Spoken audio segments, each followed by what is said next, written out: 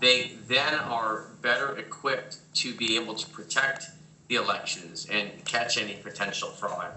And so I go over how the systems work, just general education, and how they can be manipulated in the different areas. And for instance, I did that with yours. I looked through your different phases of your elections and the different abuse vectors. I identified where someone could manipulate your elections.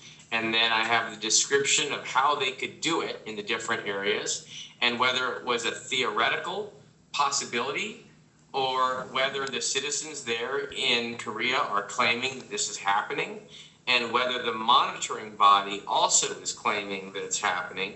And then I also analyzed where it was officially acknowledged by the NEC, and then I have the different links to where it was acknowledged to try to build a diagram of what is going on there to find out what general methods they use to potentially manipulate the results in your elections. And I'll give you this file. I'll send this to you, and hopefully it'll be helpful.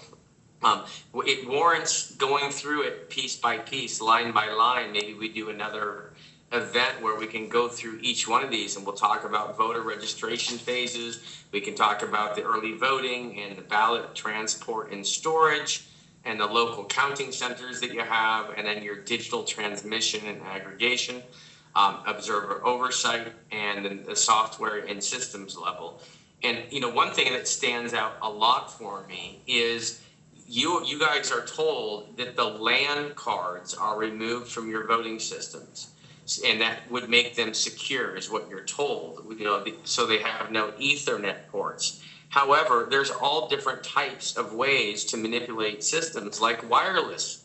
You can wirelessly connect to systems as well, or the manipulation can be built into the software, and you wouldn't know the difference, because if you're not counting those votes yourselves and you're not sure that no one manipulated the ballots themselves, then you really don't know what the results of the elections are for sure.